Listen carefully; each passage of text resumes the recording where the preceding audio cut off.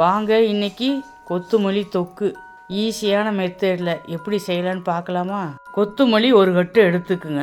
நல்லா தண்ணியில் அலாசிட்டு கட் பண்ணி தண்ணியெலாம் வடித்து வச்சுக்கோ. பாத்திரத்தை அடுப்பில் வச்சு எண்ணெய் ஊற்றிக்கிங்க.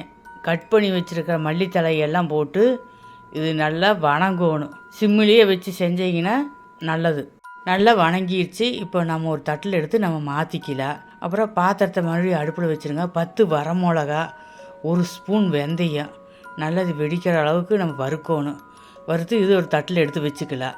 அடுத்தது மிக்சி ஜாரில் இந்த வரமிளகாயும் வெந்தயம் போட்டு ஒரு 2 சுற்றி எடுத்து வச்சுருங்க. எடுத்துட்டு மறுபடி நம்ம புளி கொஞ்சம் தண்ணியில் ஊற வச்சுக்கோங்க. அப்போ தான் அரைக்கும். புளி நம்ம வணக்கி வச்ச மல்லித்தலையெல்லாம் இதில் போட்டு சட்னி மாதிரி அரைச்சி எடுத்துக்கணும். இப்போ நம்ம தொக்கு ரெடி பண்ணிடலாமா?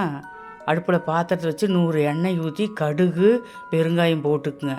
நம்ம அரைச்சி வச்ச மல்லி சட்னியை இதில் போட்டு எண்ணெயில் நல்லா கிளறி விட்டுட்டு அளவான உப்பு போட்டுக்குங்க. இது கொஞ்சம் கொஞ்சமாக எண்ணெய் ஊற்றி நம்ம சிம்மிலேயே வச்சு ஒரு அரை மணி நேரம் நல்லா கிளறி விட்டுட்டே இருந்தீங்கன்னா நல்லா தொக்கு மாதிரி வந்துடும். 2 ஸ்பூன் மண்டை வெல்லம், 1 ஸ்பூன் வினிகர் ஊற்றிக்கிங்க.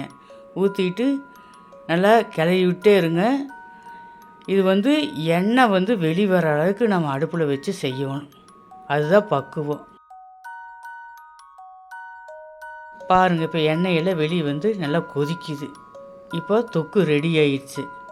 இதே மாதிரி நீங்கள் ட்ரை பண்ணி பாருங்கள். இட்லி, தோசை, சப்பாத்திக்கு, சாப்பாடு, தயிர் சாப்பாடுக்கு சூப்பராக இருக்குது. அப்படியே நம்ம வீடியோ பார்த்துட்டு லைக் ஒன்று போட்டுருங்க. சப்ஸ்கிரைப் பண்ணிடுங்க.